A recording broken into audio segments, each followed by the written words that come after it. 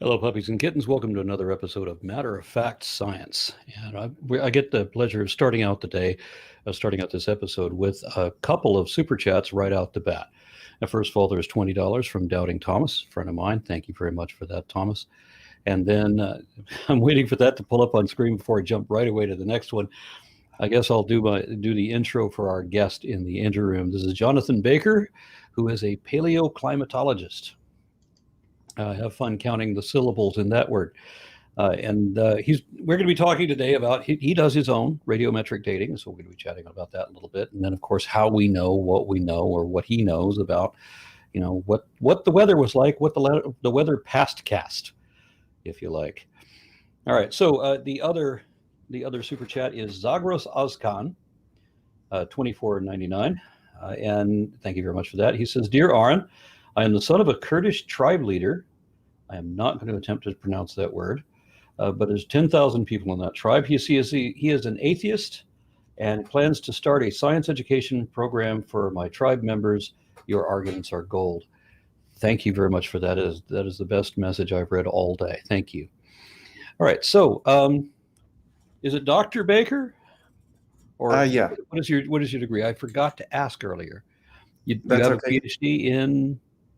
The PhD is in isotope geochemistry, and I've most recently applied that to quaternary paleoclimate Okay, and for research. I those, mean, we do weather reports for stuff that happened thousands of years ago, and so everyone's dead already. They don't care about it anymore. But we care, for looking into the past, what happened and what might happen in the future. my regular co-host on this series is my lovely wife, Lalandra. How do you do, dear? Hi, can you hear me? Yes, we can hear you, and the Oh, camera loves you. oh goodness. Okay, let me mute my microphone. All right, so you mentioned the quaternary, and just so people understand what that means, paleontologists have a tendency to divide time up into, for the times of life. There is the Paleozoic and the Mesozoic and the Cenozoic. And where is the quaternary? Because we've got, The help me with the quaternary is layman's the most explanation of recent quaternary. geological period, I'm and sorry? so within the Cenozoic, we have the Paleogene, Neogene, and most recent geological period is called the Quaternary, which is split into the Pleistocene and Holocene epochs. We're currently in the Holocene epoch, arguing about whether we need to divide that again into an Anthropocene, but that's not yet official. I was just about to ask you about that. And do we count the next period as beginning now as the Anthropocene extinction, or do we count that as beginning 11,500 years ago? It's a good question, and that's the real trouble with trying to define it, because we want to be consistent. Throughout most of Earth history, we define these geological periods. I mean, first on the fossils, the ecology that characterize those rocks. Oftentimes, the beginning or end of a geological period will coincide with, say, a mass extinction. That's not a coincidence. That's because we can see that horizon very clearly and trace it across the world. When you get into more recent geological history, because we have a lot more information, with the Quaternary, it's not defined on any type of obvious change in ecology or extinction or radiation. Rather, it's related to a slight shift in the pattern of glacial advance and retreat. Those glacial advances start to become larger in magnitude and follow what's called the obliquity scale.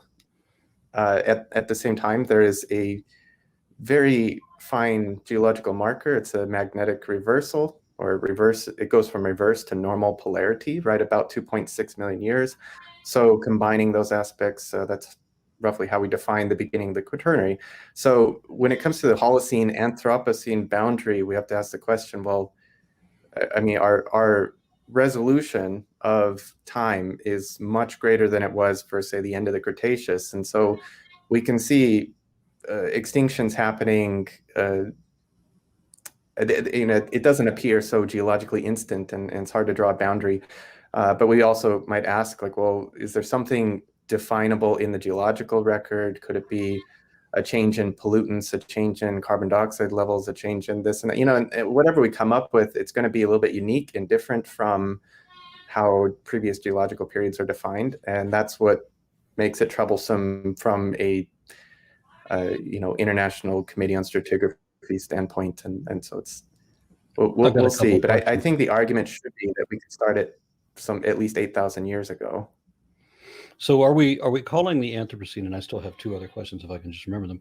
Are we calling the Anthropocene the rise of humanity, like beginning 11,500 years ago? And that what I'm referencing there is what's called the Younger Dryas, where the ice age reached like peak temperature and then suddenly kind of dropped rather abruptly, kind of dropped off into nice weather right on through till today.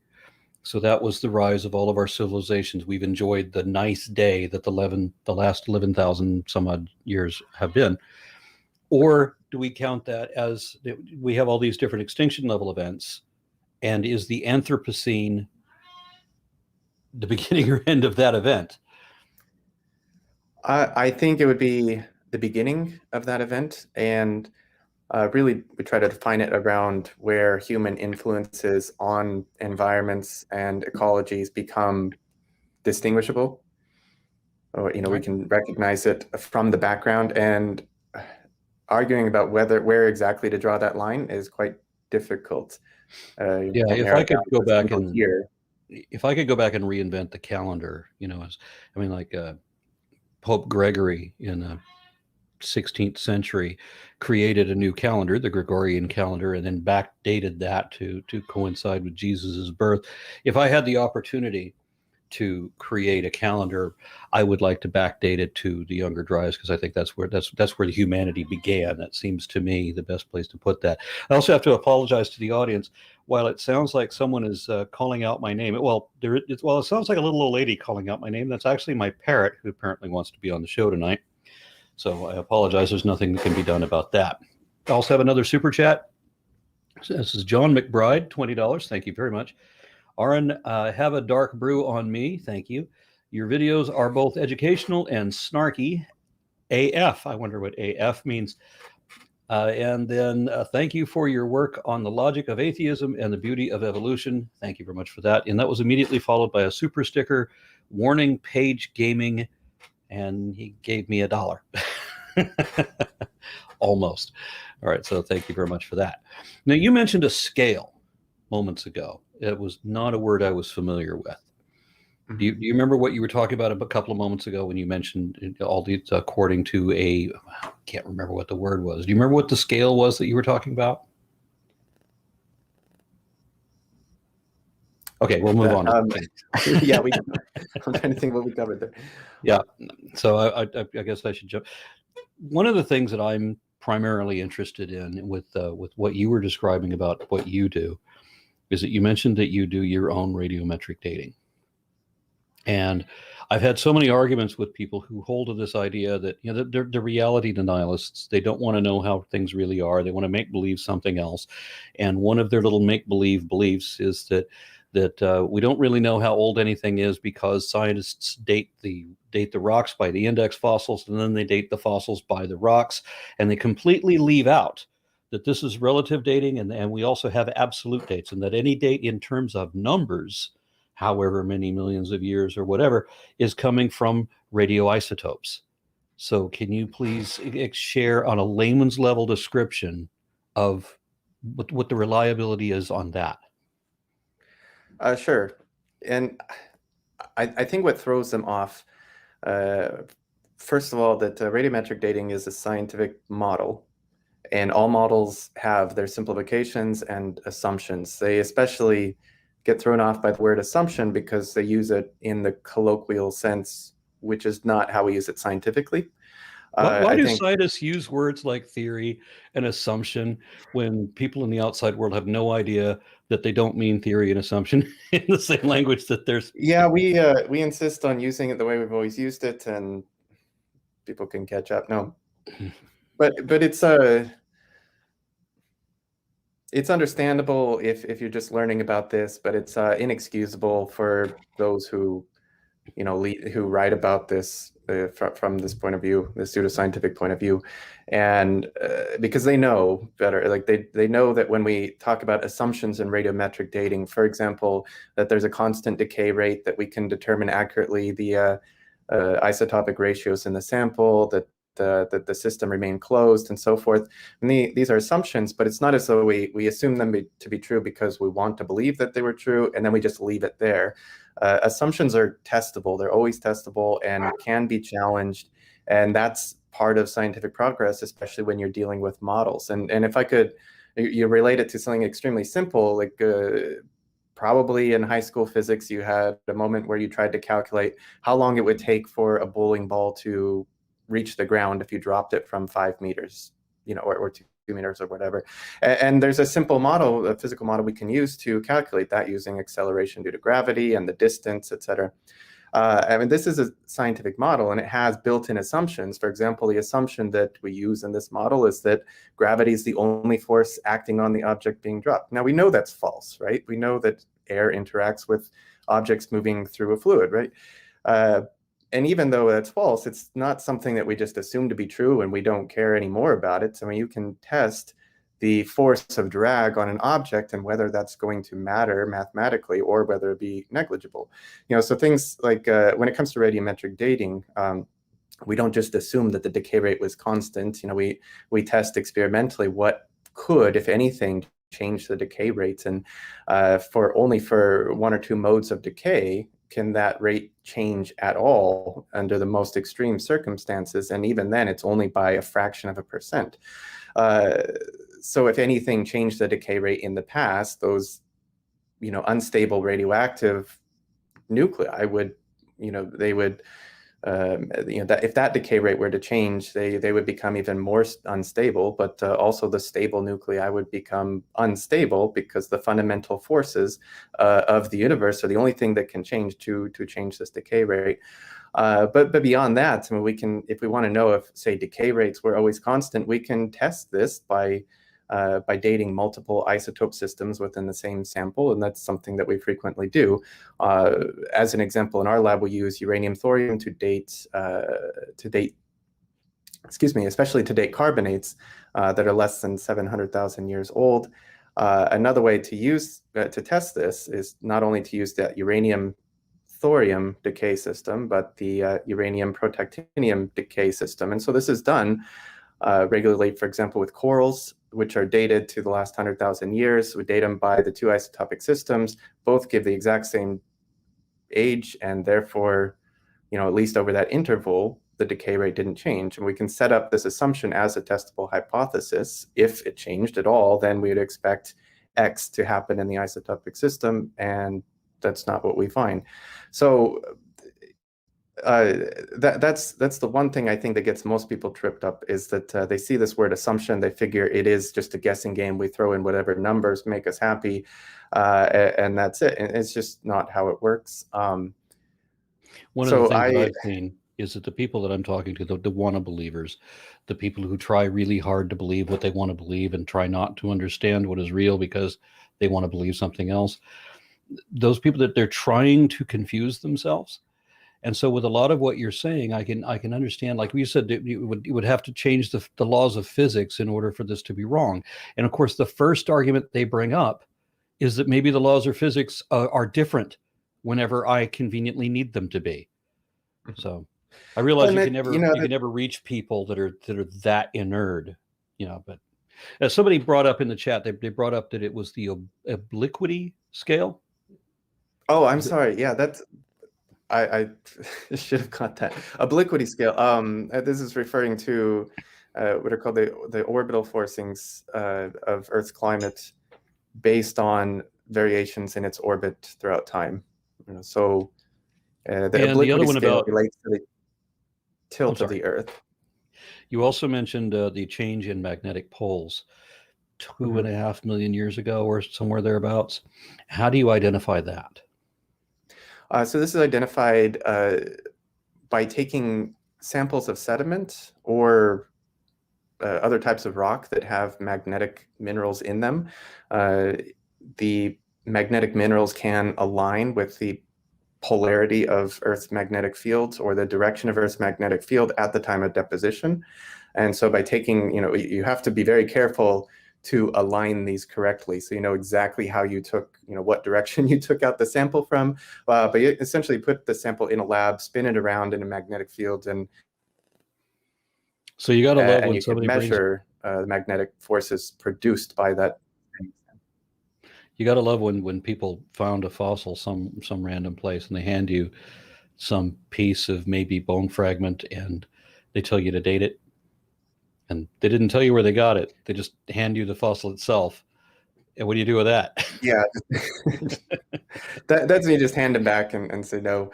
No, but I think there are. Because you have to identify exactly, as you said with the magnetic thing, that you have to know which direction it was facing. There has to be we have to know exactly where it was located, in what direction, what level, all of these things. You need to take pictures of it, where you get a GPS reading of it. And obviously you can't do any of that because you have to test the layers and correlate them with like volcanic layers or ash flows or something like that. Right. So a lot of this, I mean, the long-term magnetic changes, a lot of them are taken from the seafloor, because as those oceanic basalts are forming, they can record the polarity and, essentially the direction of magnetic north, right? And by taking cores of those samples and then analyzing the directionality of the magnetic minerals, we can reconstruct where that magnetic field was pointing at the time of that formation of that rock. But it's not just with the seafloor sediments. The seafloor gives us a nice long-term reference because we can both measure the magnetic signature in those basalts and we can date them. So now we have, and we know where we collected, we know where they formed, right? So we have a time and a place and magnetic field strength and direction. So we can compare those to terrestrial sediments, though, especially in things like wind-blown loess. Loess is a glacial scale aeolian deposit. So which means it's a wind-blown dust. Remember that the audience are not scientists, most of them. So please let them know what aeolian means. Sure. Yeah. So especially during cold and dry climates, like you'd expect during an ice age, you get a lot of exposed soils, a lot of drier soils and tundra, etc., as opposed to stable forests and such. So this dust gets blown around. Most of it's dried out soil gets blown around. How does that happen during a global flood? It doesn't. Yeah, you're right. All right, I'm sorry to have to jump in, but apparently this is a very popular show tonight. We're getting a lot of attention here. So I've got 2 different super stickers, each for $20.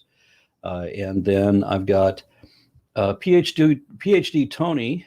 So would your guest like to comment on ice core? Well, no, you know what? I'll tell you what, we're going to save the questions. I forgot. We're supposed to save the questions for the second half hour. And I wonder if I can't really save all the super stickers and everything. So I'm just going to jump into those. I trust somebody else is gathering those questions. And that one is a question. Super chat. Balthazar228 gave us $9.99. If paleoconservatives lived back in the Paleolithic, would they definitely be trying to kick out people from their apno state? A joke. Yeah. Okay. I assumed so. Maybe it was supposed to be a play off of apostate. I'm not sure. PhD Tony, and that's another question. Mersby for $10. I made it to a stream for once. That okay. And super chat Amber Nicole, $1.99. Message retracted. Okay.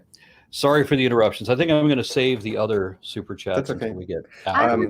I'm a science teacher, and right now I'm writing curriculum and stuff like that. So, like, for me, let's break it down maybe even just a little bit further. So, like, when you say assumption, what degree of certainty with this assumption? So it's not like you're assuming that your wife's cheating on you, that kind of thing. It's a Yeah, it's not a speculation or a conjecture or something like this. We use the assumption in the same way you'd use it mathematically or in physics. I say like, if a train leaves station A, assuming it heads at 60 miles per hour constantly in that direction, how long will it take to get to station B? I mean, that's an assumption, but it's open to criticism, put it that way. If you in your hypothesis, in your lab analyses, you define exactly what assumptions are used so that other people can test those assumptions. We can attempt to falsify them, and often we do, but that's how we make progress, right? If we assume the decay constant is X, then the age is this. But if we have evidence that the decay constant was not X, it was actually Y, then the age would be such and such, right? So these are not something that we just leave there and go through. I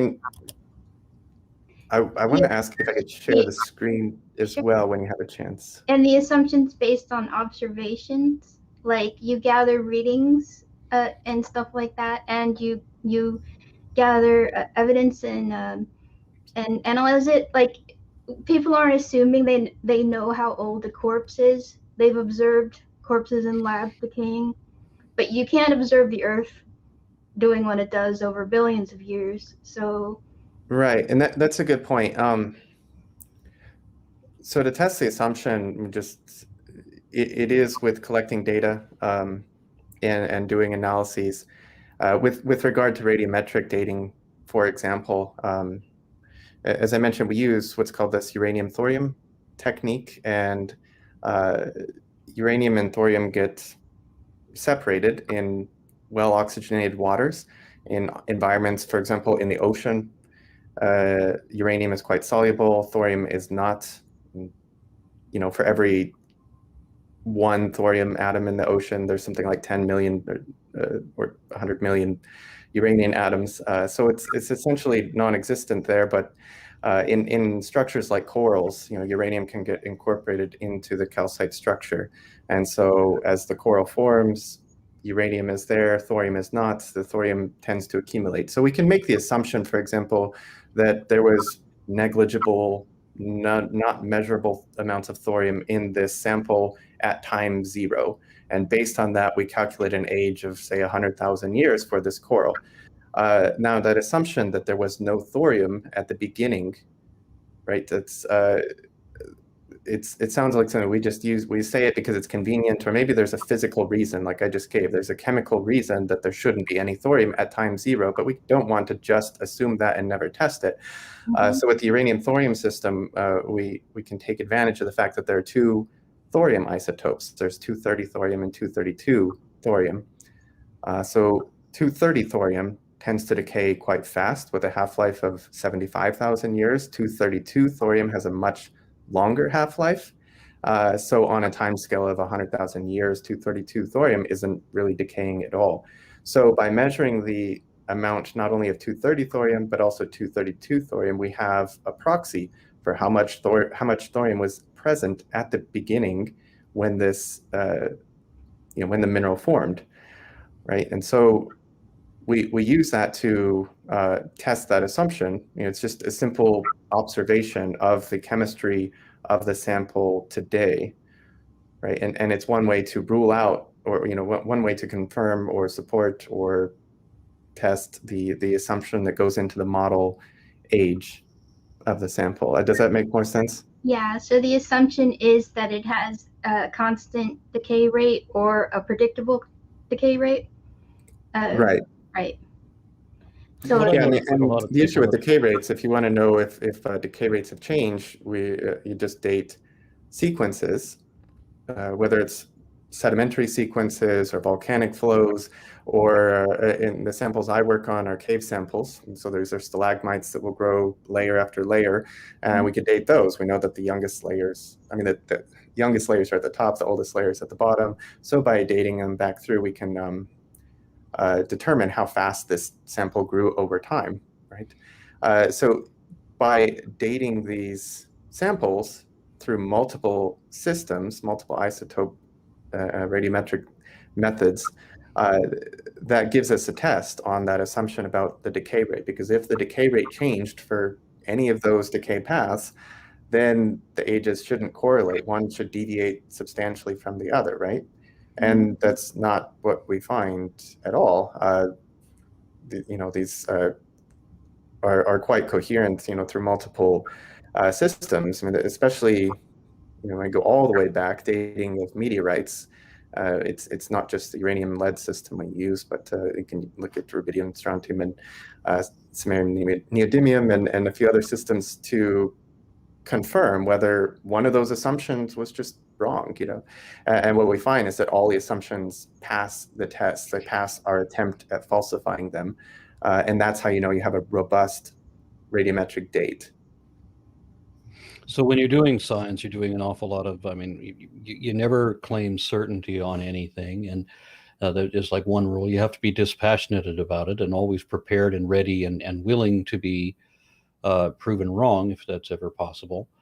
And you do an awful lot of testing and retesting and confirmation and checking your math. Why don't you just give up and pray about it and then decide to believe whatever you wanted to in the first place?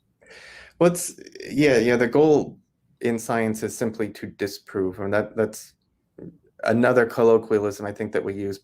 Scientific proof is kind of a fantasy, and proof is something that's resigned to mathematics, logic, and courtroom dramas. I think the goal of science is to disprove, right? So we make a hypothesis, we attempt to falsify it, and either we prove it false or we fail to prove it false, in which case it's tentatively supported by the evidence. I've noticed in a lot of the people that I deal with, they don't seem to be able to think hypothetically. I mean, like at all. And so I say, okay, well, let's say that hypothetically there's this thing. Then we would expect this also, but do we see this also? And so they say, so you believe that there's that thing? I'm like, no, I don't believe that. I just said, let's say hypothetical. That means that you believe? No, it doesn't. Well, this is my favorite thing about creationism. I was studying the claims of young Earth creationism, especially as a geologist, is that they're not, if you look at it, they are making testable claims. It's not something that happens, separate from the observable universe. I mean, they're making claims about a catastrophe that happened only 4,500 years ago, and that's kind of, that's, I don't know, geologically, that's kind of exciting. Let's test it. Let's find out if that's exactly what happened or not, right? And I think they don't quite catch on that that's how science proceeds. And you can make a claim like that. That's fine. Let's formulate a hypothesis. If you want to say that these sediments were all deposited rapidly within a year, then okay, what do we expect to find? Let's test that. And it just doesn't work. What's frustrating, I guess, is you show that it fails this test and this one and this one and this one and so forth, and they keep moving the goalposts, and so the discussion continues. But that's I think that's what makes it interesting. That's the reason I like to examine it and such, because these are testable claims. They just don't frequently articulate them that way. They will formulate a hypothesis and then leave it at that. Like, if it sounds plausible, we can accept it. That's probably how it happened. Right? I've got a couple of super chats that didn't make it on my list, and they're from a few moments ago. So I don't know if they're going to be able to pull them up in time. But one is from Jen, who gave $4.99. Your debate videos with Kent Hovind get me through my 10-hour work days. Thank you, sir. Thank you very much for that. And then Pattern Machine also gave $10.01, I guess, to compensate for the other person that gave $9.99. I don't know. More matter-of-fact science, please. Well, happy to oblige. And then we've got another one, and this is from Mika Kiyomi. I apologize. This is the first time I've seen that word. So 99-cent super sticker, thank you. And then Spinosaurus, the proud socialist Egyptiacus. So much for my pronunciation tonight. $5 and says, hey, Aaron, I know this is a dude bro question, but could a T-Rex beat an African bush elephant in a fight? Yes. And the reasons being is that dinosaurs were much more efficient biologically than mammals. So pound for pound, a dinosaur would have been lighter, stronger, faster, all of that, and have greater endurance. And then I think that was all the ones that I needed to jump to right away. Okay, so Lalandra, did you have another question for him?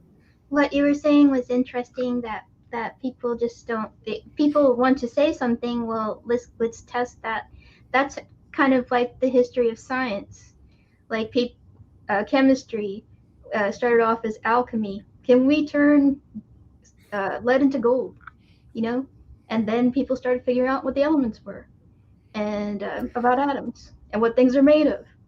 And then flood geology too, I think, is early in the history of geology. They tried to find a flood layer, and they didn't.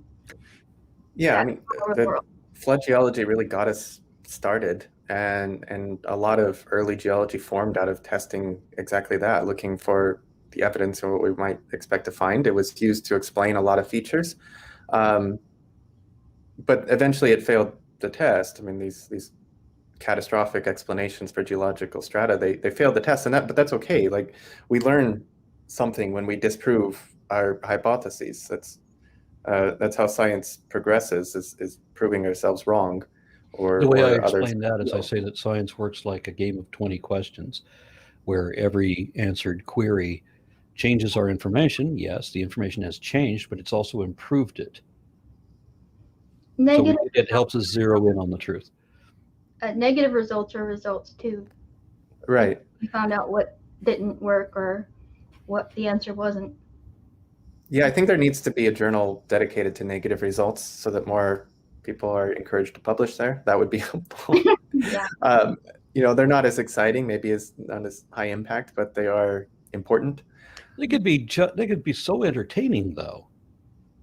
And you could also have a shame list on that, for the negative results people, because there's a handful of scientists that I get personally irritated at because they've made outrageous claims they can't back up, and we can't tolerate that in science. Yeah, I think what happens often when they get backed into that corner, uh, the discussion resorts to accusations of bias. Right? And this is something that doesn't make sense if you step back and take a look at it. Like, it's okay to make counter consensus claims, or what might seem like outrageous claims, as long as you subject them to the method and share what the method is that we can test this, so that others can come to the same conclusion or not, right?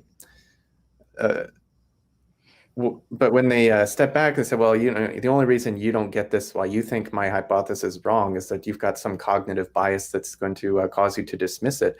And there are very few topics where that might be applicable, but especially on something like geological history, or, the best way to interpret much of the strata, when exactly climate events happened, what's contributing to the modern climate change. I mean, uh, these are topics where you have broad consensus, not just across scientists, but I mean, scientists from different countries, from different faiths, non-faiths, etc., like, all agreeing on, the weight of the evidence thus far. And when that happens, and the only counter consensus position comes from a very niche political group or ethnic group or religious group, that's usually when an accusation of cognitive bias would be valid, or at least warranted for investigation. I mean, if the only people who believed that the Earth was billions of years old were atheists, and everyone else thought that there was evidence otherwise, that there might be a case that there's some philosophical bias. But that's not the case at all. I mean, you across the board, there's a general agreement about the age and history of the Earth. And those making these claims that there's bias on the other side are usually the ones exemplifying that very cognitive bias, and they could see that if you step back and look, that the only people in their group share a very niche, specific, say, religious or political ideology. And so that's quite frustrating in science. Something, of course, we need to be aware of, because those biases do come up and, may prevent us from identifying when something has been falsified and moving on. But the best way to identify them is to open it up to the entire community and let us at large determine, where there might be bias, where the strength of the evidence is, et cetera. And this is kind of the idea behind peer review. If you want to publish work, you send it out to 3 experts in the field at least, and have them look critically at your work. And typically this is done blind. You don't know who they are. They don't know who you are. Just all they can see is what you presented, right? So I got another super sticker from Doubting Thomas. Thank you again, sir. $20. Thank you very much for that. And we haven't yet talked about paleoclimates. I mean, the one that I mentioned, the Younger Dryas, where it was said that we reached a glacial maximum and we reached a temperature minimum, and then there's this abrupt change. Can you tell me anything about that? And if not, then I would prefer that you tell me something that you've personally studied and shown, and how we know what you figured out. Sure. So the glacial histories, God, there's so many lines of evidence we can go through to determine changes on Earth's surface and in the climate and so forth. Can you list some of those? Yeah. So the first thing we can look for, we actually go to the marine record. So marine sediments are nice to use because they deposit relatively continuously. There's nothing in the middle of the ocean that would stop those sediments from settling down in the water column. And so using the ocean drilling program, a lot of vessels have gone out and taken cores, dozens of cores from around the world. And what we learned from these cores is that there's a common climatic signal. Mainly that is recovered from what are called benthic foraminifera. So these are microorganisms that form shells out of calcite, and they live at the bottom of the ocean. So the shells, this calcite, captures the chemistry of the seawater, and we can interpret from that the temperature, as well as the salinity of the water and the ice volume on land.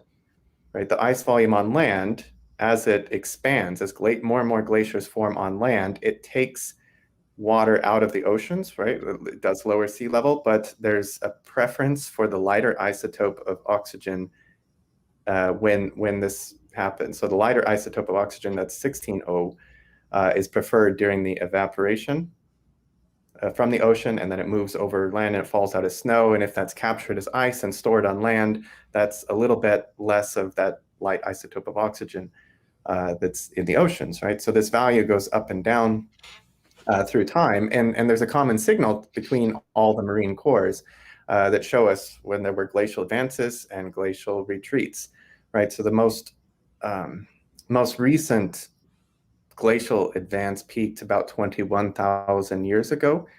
We know this also from deposits on land, terminal moraines around the world, especially in the northern hemisphere. Those all date to about 21,000 years. In Europe, they extend down through Central Europe. In Russia, they extend down just about to Moscow and off to the Ural Mountains. In North America, these extend about to the Canada-US border, except in some parts they creep down into the American Midwest, right? So these moraines show us where that glacial episode peaked, and as that ice retreated, from 21,000 years ago until today, it also leaves a mark, first in the seawater chemistry. It leaves a mark in proglacial deposits. As the glacier is melting, that's a lot of water and a lot of sediment stored in the ice that gets washed out onto the lowlands, right? And so this creates new deposits that are very easy to recognize in the geological strata. And so we know just how fast those ice sheets were retreating back, and therefore what kind of climatic change must have happened. I can tell you just in terms of magnitude of temperature, the difference in temperature between, say, 21,000 years ago compared to the beginning of the Industrial Revolution was about 4 degrees Celsius. That's the average global temperature. I mean, regionally, that could be more than 10 degrees Celsius. But the whole Earth put together, including oceans and land, is about 4 degrees Celsius change up until the beginning of the Industrial Revolution. Putting that in context, just as an aside, when we talk about 1 to 2 degrees Celsius warming, as a result of human activities over the last century, like that's nearly half of the entire difference between an ice age and today. So 1 to 2 degrees centigrade is huge on when you put it in that paleoclimate perspective. Anyway, so we can track the deglacial or the deglaciation through all these events. When we get to get an especially cold event about 18 to 19,000 years ago, this is called Heinrich Stadial 2. It warms back up around 14,000 years ago. It's called the Bowling-Allerud event. And then at right around 12,800 years ago, there's an abrupt decrease in temperature and increase in aridity in some places. There's an abrupt weakening of the tropical monsoon systems and a slight re-advance of a lot of ice sheets.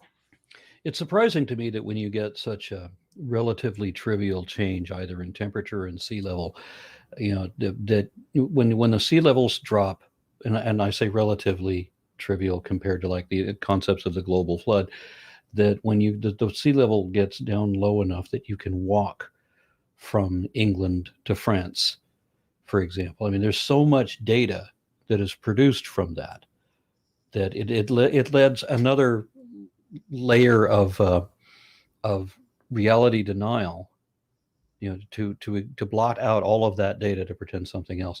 I've got to jump to another super chat. This is Ex Nihilo Conch at 66.6 Mexican pesos. And I keep hearing in radiometric dating, you don't know how much uranium, for example, was there at the beginning. Therefore, science is wrong, which, which is just a funny thing to hear. All right, so we were supposed to be talking for 30 minutes and then be doing the questions from the chat. Lalandra, do you have any questions of your own, or do you want to jump into those? I just wanted to pick up on what he was saying about creationism, how they make claims also. What they don't understand, what they don't seem to get, is that scientists are testing claims all the time. Like the Carlsbad Caverns, they wanted them to take down the signs of how old the stalagmites were. And there was another place we went in, was it Ireland, with the hexagonal formations, Giant's Causeway. Giant's Causeway. And the creationists were wanting to put their literature up too with the scientific literature. It's like you're cutting ahead of people. You didn't go through the whole rigorous process, but you want to have the same respect as scientists do when they test these things.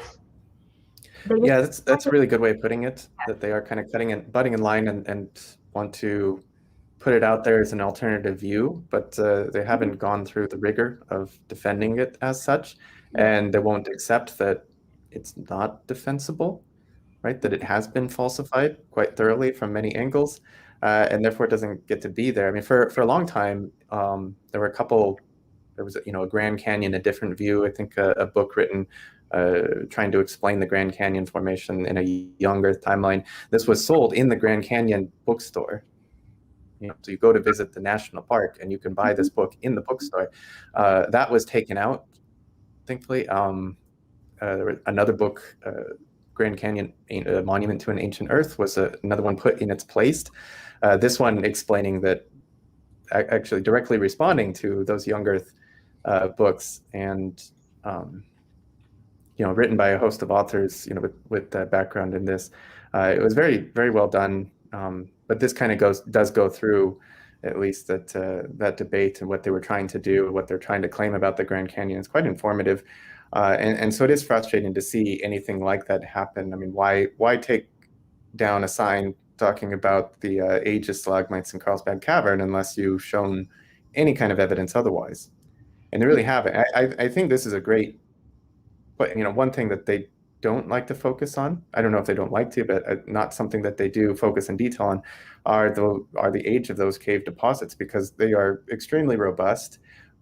It's it's a complex isotope system. It's not a simple, you have a parent turning into a daughter element and the ratio between them gives you the age. It's, you're dealing with like 5 different isotopes, measuring them all, and it's a complex system where you can test all of those assumptions that are not as easy to test in the others, and you can verify it through a wide range of You could use the rate of how those deposits accumulate from the ceiling, down the, is it calcite? Like the yes. stalagmites and the dissolved in the water, and people know how long it takes to build up. And whenever creationists start talking about how long it started to build up, they start talking about cement. It's not even analogous, Yeah, or stalagmites that are formed in non-natural, like artificial caves or under a bridge or something like this. Mhm.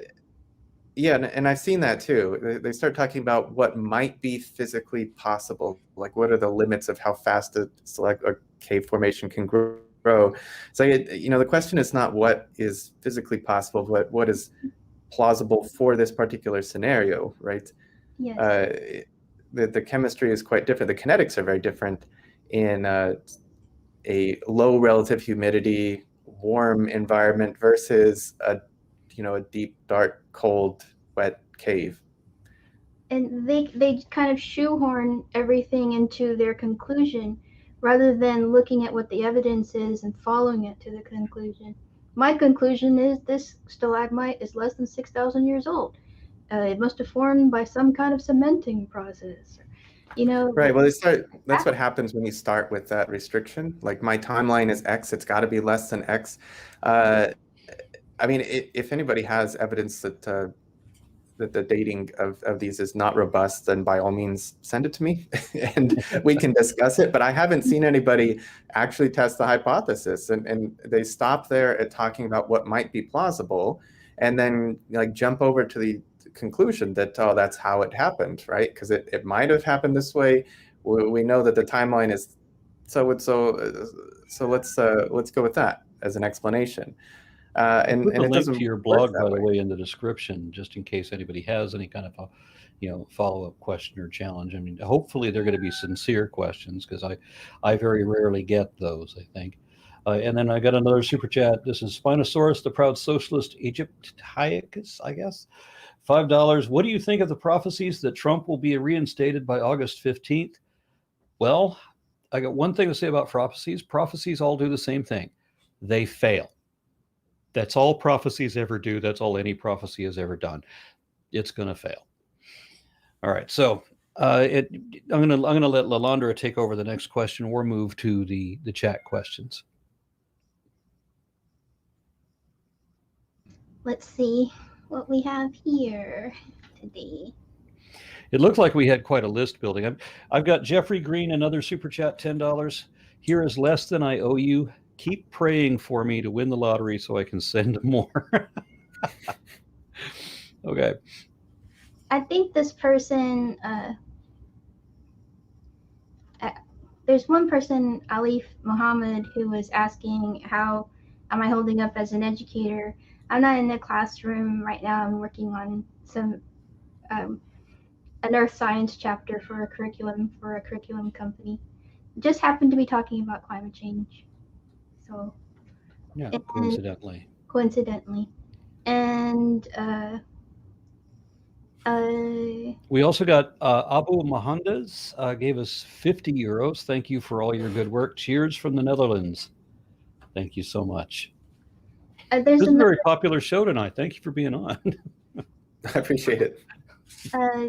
There's someone who might not be serious, Matrix Redemption, who says, Arn, how can you say extinction of dinosaurs is natural selection?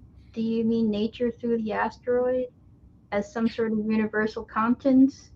Dinosaurs didn't deserve to be wiped out.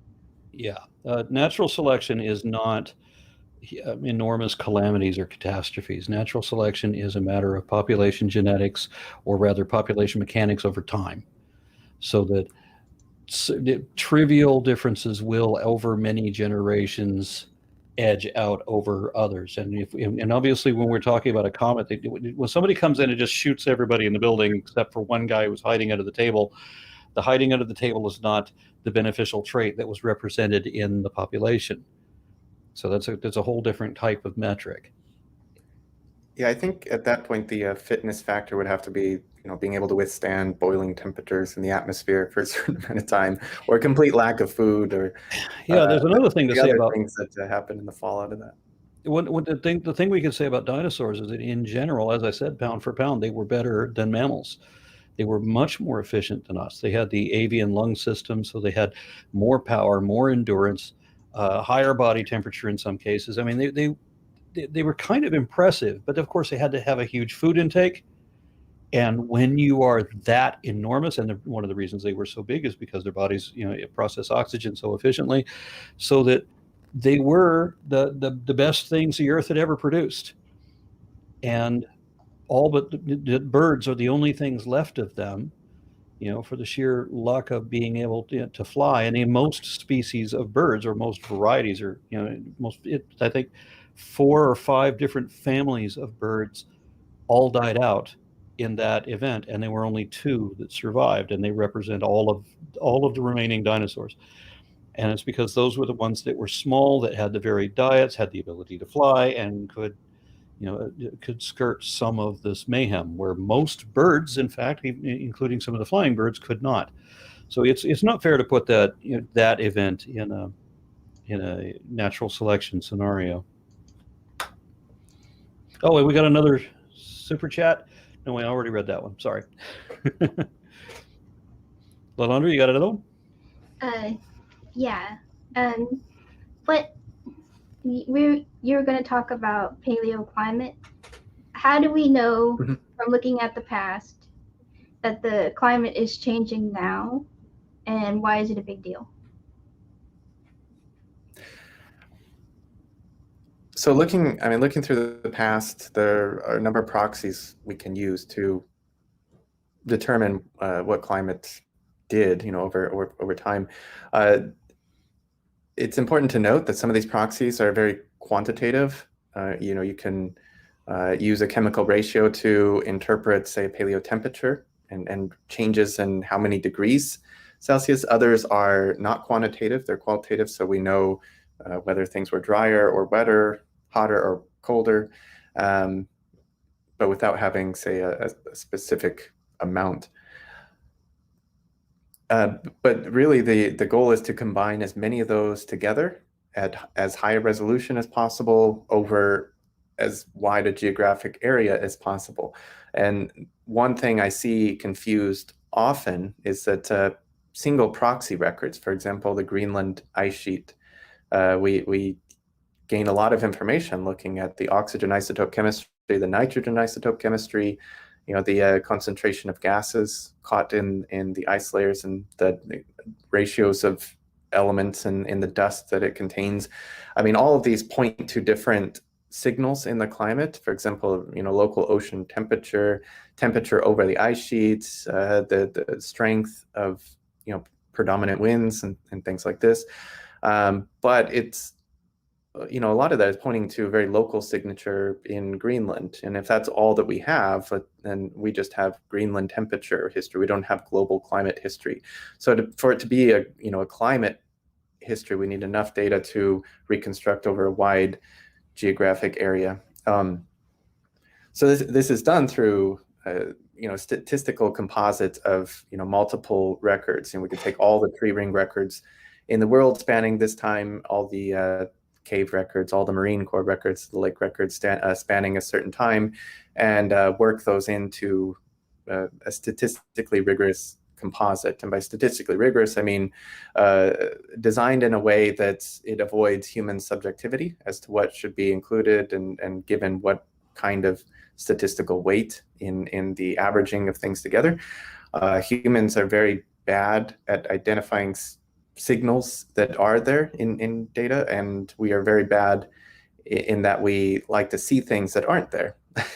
And so we use statistics to balance that out and make it objective, right? So in doing that, that's how we can reconstruct that global temperature. And as I said, global temperature minimum happens about 21,000 years ago. It starts going up.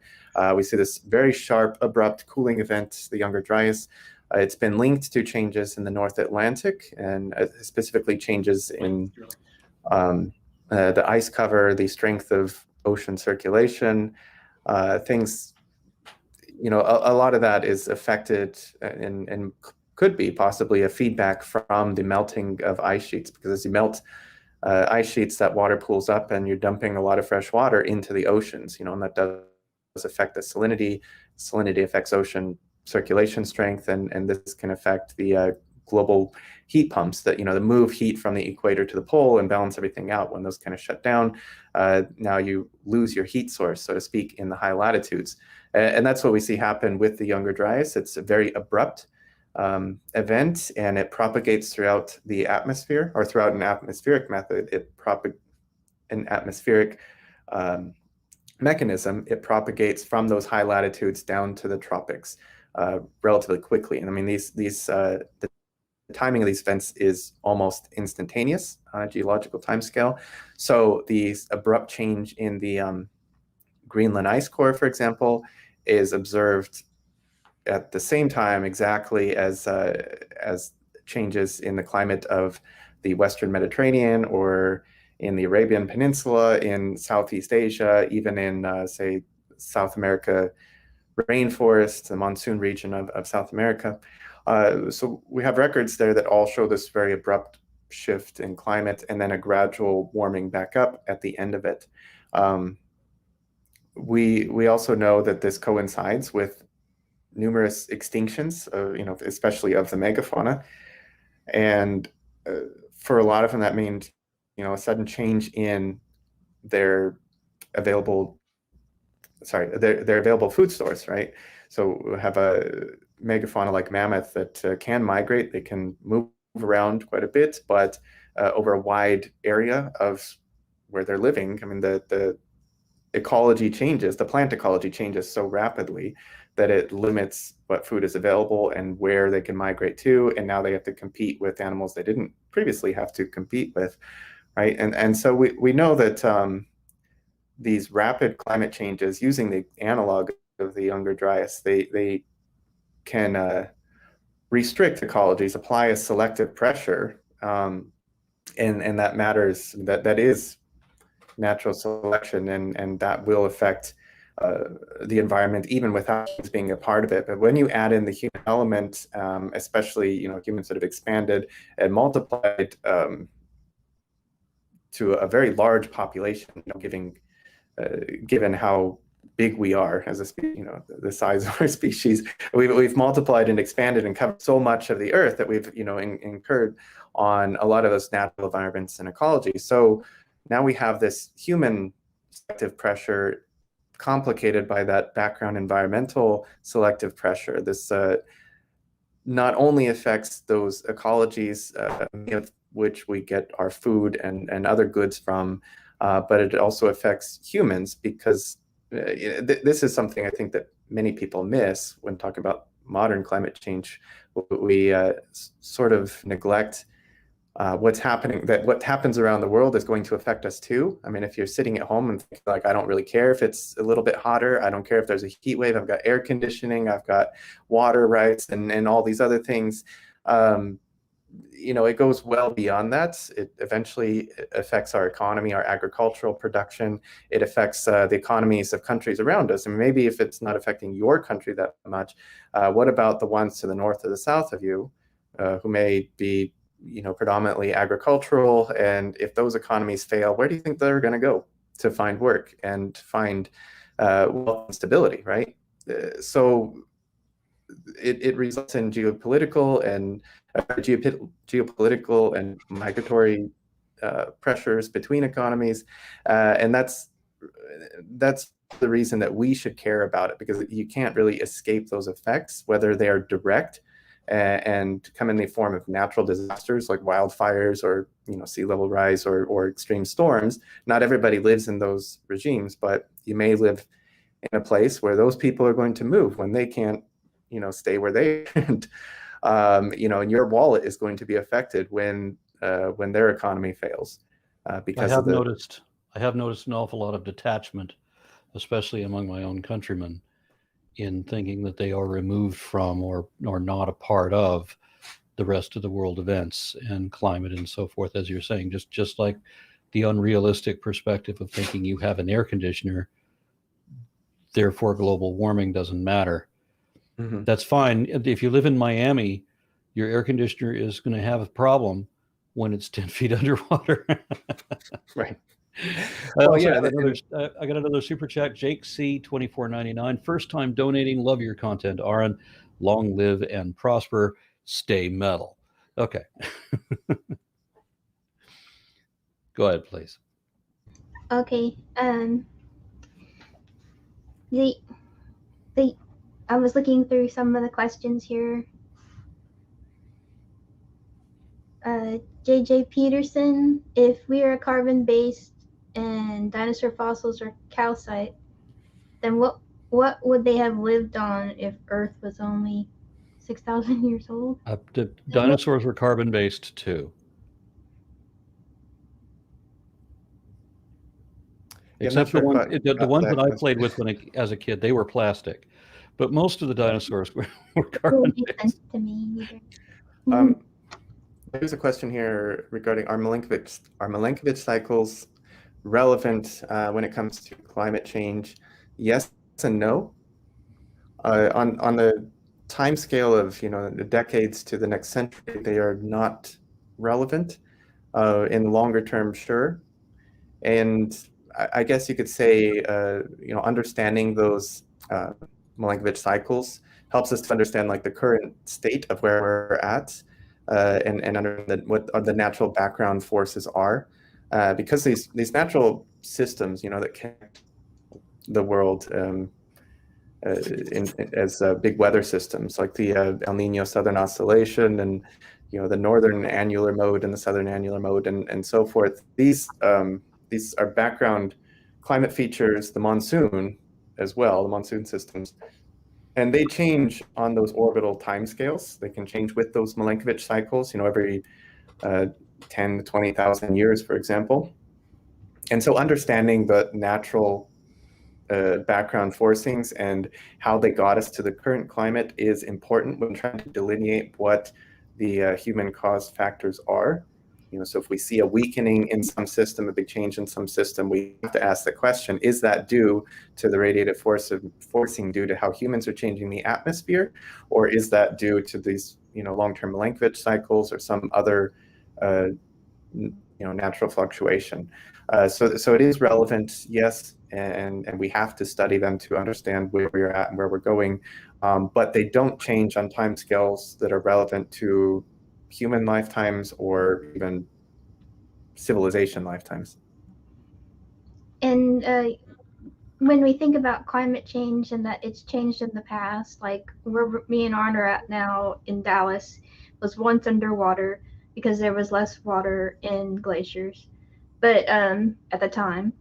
But what people don't need to understand is that what the way life is not going to end all over the planet, you know, but it but most things are adapted to very specific temperatures and so like in the ocean, and if the ocean warms up, uh, like you were saying, is this what you're referring to, like the heat pumps being where the current carries the warm water from the equator to like Yeah, I mean, the one that most people know about is the Gulf Stream. And so from the Caribbean all the way up along the East Atlantic coast out to the British Isles, Scandinavia, on the Nordic coast into the Arctic. Like this is the Gulf Stream current. It explains why, say, the British Isles and Scandinavia are relatively warm given their latitude compared to, say, Canada at the same latitude.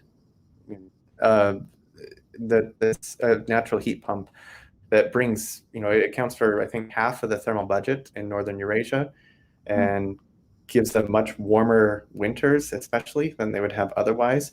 But when there are changes to that, we would expect changes to that to occur from changes in evaporation, strength of atmospheric currents, the wind currents that drive this, as those change, as the temperature gradient from the equator to the pole also changes, so all these things can adjust to the various forces, and that will affect especially the long-term weather patterns, the long-term heat budget, and so forth in those regions. And an El Nino cycle is really short, like for now, like 7 years or so. Right. So the El Nino cycle, on average, we describe it as 2 to 7 years, switching back between strong El Nino to a strong La Nina, and so forth. But if you look at it at longer timescales, the average time spent in each phase, whether an El Nino or La Nina phase, that can change on longer timescales.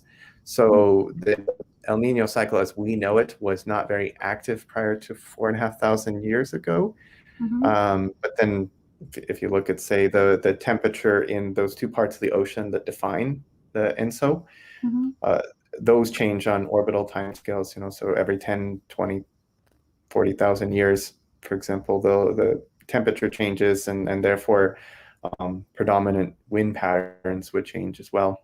This natural climate change with El Nino, La Nina affects humans in that, like, normally the wind will drive the warm water away from South America, and the currents can mix, and the fishermen, the anchovies there, can get fed nutrients and I think phytoplankton because of it. So it affects human activities too. But global climate change, now that's another horse of another color, especially because humans are accelerating it.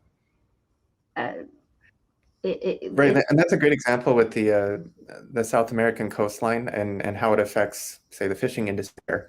Because if that collapses, it doesn't matter how removed you are from the South American economy, those sorts of events tend to ripple through. And it's not going to all collapse, but it gets interrupted. Locally, people, go a year or two without too much income. They got to do something extra to survive, and so forth. So this does have a direct impact, and we expect maybe that as the climate continues to warm, this El Nino cycle might become amplified, and it may shift one way or the other to more frequent El Nino expressions, or maybe it'll just affect the amplitude, so we get really strong El Ninos and really strong La Ninas. That's not good, because it means having more extreme droughts in some years and more extreme flooding in other years, and switching back and forth is even with La Nina, that's when the water is colder than normal, and that affects not just Peru on the South American coastline. It affects North America too. It changes climates in other locations on the globe too. El Nino is probably the most expensive system. It affects the most regions on the Earth of any type of oscillation or teleconnection, as we call it. And also in the West Pacific, so if it's cooler over there, maybe warmer on the other side of the Pacific Ocean, and that has impacts too, as we've seen in the last few years, say in Australia and other places. Not only with the coral, but the fires and the hydroclimate. The frustrating thing about the climate change, and this is one of the things I'm most concerned about and most powerless, I think, to do anything about. It's frustrating that it doesn't matter what we individual people do in this case. I'm a strong believer in emergence, and so it should be that what we all collectively do should have an impact. But the thing is, we are overpowered by industries. And so this is one of those top-down situations where it has to be addressed from the top down. And there's very little that we as individual people can do about it. But we know how to stem our climate change issues. We have the technology. We know what would work. We could create jobs, a lot of them, by stemming this. So it's very frustrating to me that we don't, that we're still, especially here in Texas, we are so beholden to the fossil fuel industry that we will find any excuse to diss on electric cars or anything else that or solar panels, anything that seems like it might help alleviate the problem. And they're not offering solutions. Instead, they're just denying that there is a problem, or that the problem I matters, think or they're denying the responsibility of the problem and say, well, it's just the sun and nobody can do anything about that. And the only reason they're saying that is because they know that any other answer would mean that we're responsible and therefore we should do something. Yeah, what's interesting, especially the situation in Texas, they might say on one hand that, you know, we can't do anything about it, use an excuse not to do anything that might affect this industry over here. At the same time, you know, the leader in wind energy production in the United States by a long shot is Texas. If it becomes economically viable, if it matters to their bank account, they'll change. And right now, those are the big obstacles to overcome. It's not so much you know, getting everyone to understand the scientific principles behind it. If you could show them that it's going to save them money, then that'll happen. And so I think when it comes to climate communication and policy making, that's really where a lot of the focus needs to be. As much as I would say I'd really like people to understand the science behind this, understand what the evidence is for the human impacts and what kind of impacts we can forecast. Like, that's great, but in the end, they're going to make their decision based on what, you know, what matters to me in the next 5 years of my life. And if there's no impact there, then I don't care. But and you sometimes corporate efforts aren't really sincere, like they're something called greenwashing, like that people were thinking that if they recycled more, the plastic could be recycled, but a lot of that plastic doesn't make the cycle. It still gets dumped in the ocean. Like they just need to give up on petroleum-based plastic and use some other kind of packaging. You know, it's hooey. Anyways, let's. I got another super chat. Spinosaurus, the proud socialist, Egyptius. I don't know. The Bible says God will not be mocked. He gives $5 to say, but I mock him all the time. So clearly that isn't true. Thank you for that. Okay. The someone named Vogelrun. What? It's not, his name is Vogelrun, not what. But what areas of the world will become uninhabitable? Okay. That's it's tricky to define. Uninhabitable, and just about any part of the world is habitable, especially if you have enough money.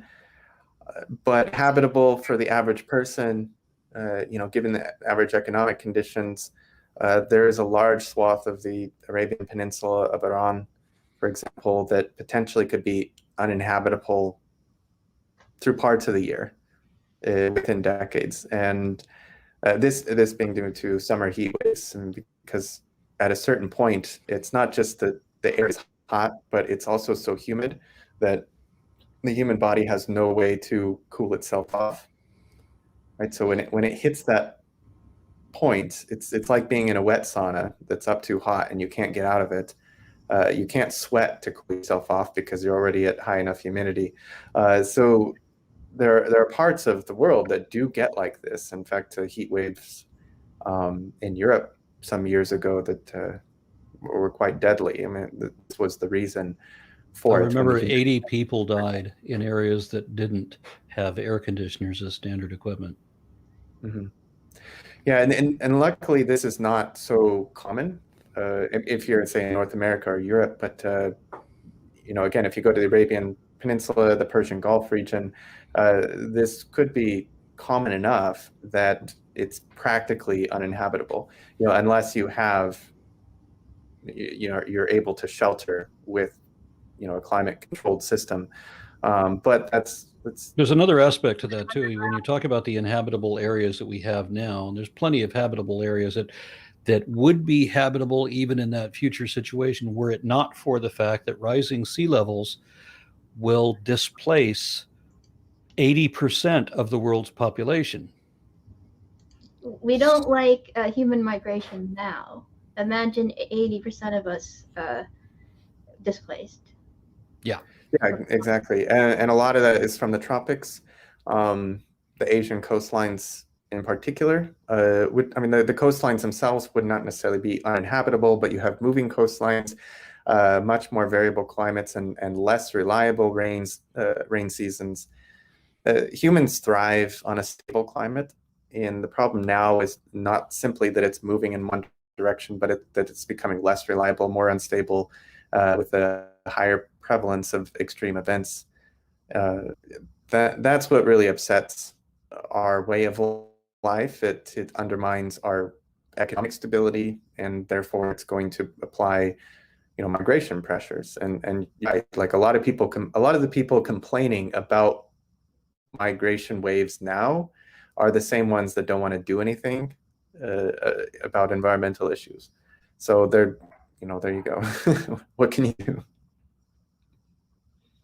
That's the thing. We can do something. We can do quite a lot. We could make a whole economy out of addressing climate change. We just don't, which frustrates me. I mean, I don't understand, not just on climate denial. That's just one aspect of the type of reality denial that people are living through now. It's amazing to me how people want to make up their own alternative reality and talk about how they're against vaccinations for the same thing. They've turned vaccines into a political thing. Yes. To believe that there are extraterrestrial reptiles running some kind of conspiracy to track and control us all. And I just have to wonder that, have we all gone insane? I mean, there's a point where this reality denial is just, it becomes psychopathy, doesn't it? I don't. It's exploded over the past decade, especially the partisan aspect of it. And a lot of that relates to the strategy that people use to echo these sentiments and propagate it, because I think a lot of people sincerely don't know how to test things when they hear it. There's always a cognitive bias, and that's fine. We all suffer from it, and we hear something that sounds like what we already think, what we already accept, then we're more likely to accept it. It fits into our thing. So all of us can struggle with fact checking and testing the things that we hear, but I think a lot of people just legitimately wouldn't know how to do their own research, and instead they're telling everybody to do their own research, not realizing what they did is not research. They don't realize how they've been subjected to algorithms, so that when you go to Google anything, you're getting a feedback loop. It used to be, 10, 20 years ago, it used to be when you go to Google something, you would get an objective search, but it's not set up that way now. And so people think that all the information they see is exactly what it's designed so that it feeds back the information that you're already hoping to find. And so that just ends up being a huge disparity where it just increases the divide. I see a question. Will modern agricultural... Oh, shoot. Did I just turn it off? Are you muted, Arn? Can you hear me? I can hear you. Oh, okay. I didn't seem like people could hear me. I see a question here. Shoot. Well, while you're doing that, Jonathan, did you bring a presentation that we haven't shown yet? Oh, go ahead. Well, I had slides and figures just in case they came up, and will you bring them to us? Will you show those, please? Sure. Peter, I'm not sure if I need to do something else but share this though. Okay, we see Just him. tell me if you can see. Yeah, we can see him. Go ahead. Okay. Let's see what I can answer here. So one thing that came up when you're asking about the magnetocrons and the time scale, I did talk about loess deposits, and loess are wind-blown glacial deposits, right? When it's very cold, very dry, all that free dry soil gets blown across the continent. It accumulates in places. The China Loess Plateau, this is like northern China, southern Mongolia. It's a huge area with just hundreds of meters thick of these wind-blown deposits that span several million years. But if you see, I don't know if you can see my mouse, probably can't, but on the left side of the graph, so that's part A, this is the inclination, right? This is the magnetic signal from those sediments. So do you see when it's on the right, it shows as a black bar to the right of it, and then when it's on the left of 0, it's a negative number, it shows as a white bar. So this is a high resolution reconstruction of those magnetic polarity reversals, so we can identify magnetic events. Okay. Right. And you can use that to correlate, we can correlate this with the marine sediments, with, say, sediments in caves and lakes and everything else. But this is a really cool example in that it shows those glacial cycles I mentioned. So part F, that's the marine delta 18O record. This is what gives us a sense of how much ice volume there was. So to the right, that number is low, right? So closer to 3. That means there's less ice on land, and when it's a high number, so it goes to the left, that means there's more ice on land, right? And so that up and down, back and forth oscillation, these are glacial advances and retreats. And we can see that also in the magnetic signature and the grain size fluctuations in this windblown loess. So we have records of these ice ages on the ocean floor and in terrestrial environments here. And here's what a core section looks like and where it's sampled. And looking at the magnetic strength in these minerals, it's called the magnetic susceptibility. This also correlates to the marine record of glacial advance and retreat. And so we have here, like, this is essentially a roadmap, a paleoclimate roadmap of when the ice ages were, when they stopped. If you see the age scale on the right, I mentioned 21,000 years ago, so go down to 21, and that pink line and the black line are all the way to the left. That's the maximum ice sheet extent. And if you go all the way down to about 140,000 years ago, you get a previous ice age, right? But these are identified in the sediments as well, the glacial sediments. Here you can see where the loess is deposited, so across Central Europe, Central Eastern Europe, and Central Asia, and on into China. Let me go forward here, though. I mentioned that we can pair this also with cave records, with stalagmite records. So this gives you an example of how the marine record is correlated to the cave record. An example coming from the monsoon region. So the red line, those ups and downs, those are cave stable isotopes. And we date those using the uranium-thorium method. That's how we know how old those are. The marine sediments are not dated by the same method. They're dated independently through other radiometric methods. But they overlap quite nicely. And we see this variation in the marine core and in the cave record on land, right? So I mean, I bring this up because I want to see if I can back to the top. This is kind of what inspired me to talk about this. I think this is from the Ark Encounter over in Kentucky, and this is how young Earth creationists will present it. They say, well, in the secular worldview, whatever that means, we have these multiple ice ages, and I think it's funny they list them down there: the Gunz, Mendel, Riss, and Wurm. These are alpine names for the European alpine glaciations. So, I mean, they're in Kentucky, so they wouldn't use those names. I don't know. It's a little confusing, but I guess my point is, like, the evidence for our glacial advances and retreats is so strong that even young Earth creationists will agree that there was an ice age.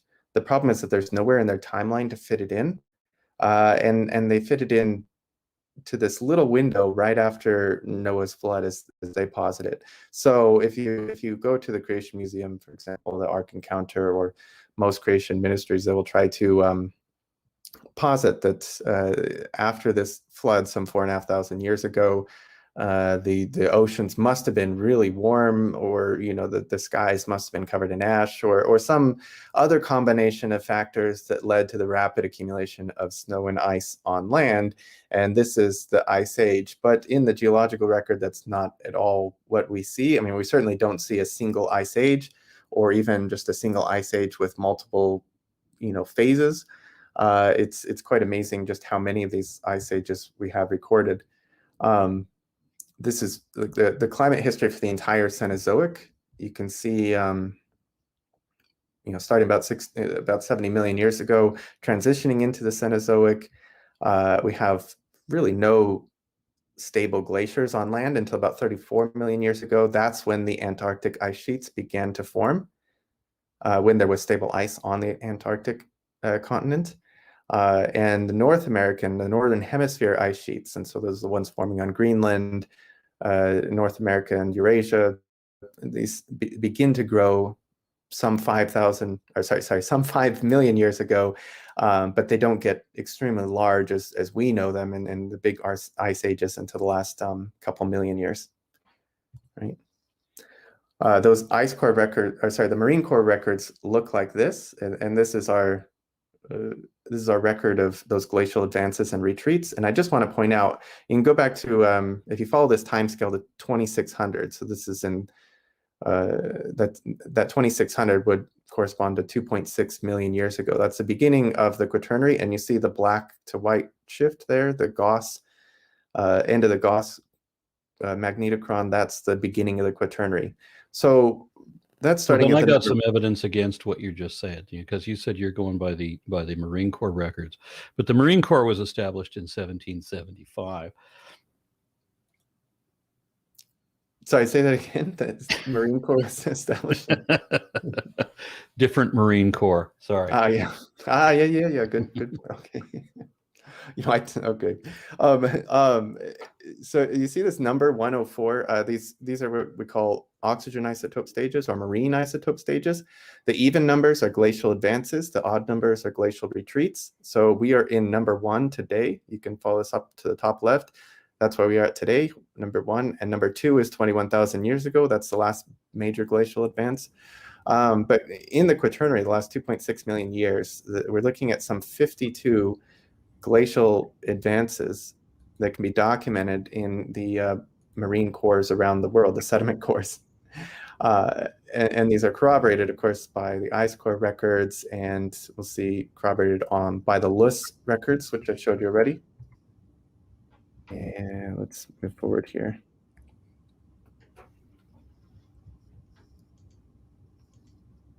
Okay, records. Oh, and in the stratigraphic records, so when we get on land, like these are the lowland deposits. An example of a glacial till. This is just northwest of Moscow. We get till on top of the till, evidence of glacial streams. This is what happens when a glacier melts, and all of those rocks and dust and boulders get washed out into sediment-choked rivers, and they form very coarse channels and large lakes as well. All right, so the glacial sediment stratigraphy, though, of Eurasia it goes back some 750 years, and it's very complex. You can see, like in the cores here, you have glacial deposits, and on top of that are, say, normal floodplain deposits, or even marine deposits in some cases. And I have to ask, like, if creationists think that all of this can be explained by a single ice age, they also have to consider that the climate change between the glacial deposits and the non-glacial deposits is on the order of 10 to 20 degrees Celsius. How you can get that amount of climate change in the Arctic in only, I guess it would be a few years for these glaciers to grow, or maybe a few decades for an entire glacier to grow, and then a few decades for it to retreat again and deposit this. Like you can begin to see very quickly how absurd those claims are. The stratigraphy, this is for Eurasia. We have near the coast underneath the glacial tills, and down to the south, like into southern Siberia and into the warmer zones of Eurasia. Like these are the paraglacial zone, as it's called, right? So this stratigraphy is well correlated throughout the Pleistocene. right? Just a few cross sections there. Again, you can see as it's labeled the Zalian till, this is say about 140,000 years ago. The Eemian marine sediments on top of the glacial till, that's 125,000 years ago, representing the warm period, and it just alternates back and forth. So I mean, I won't bore you with too many of these slides. I just wanted to give you an introduction into like what kind of stratigraphy and evidence we're looking for.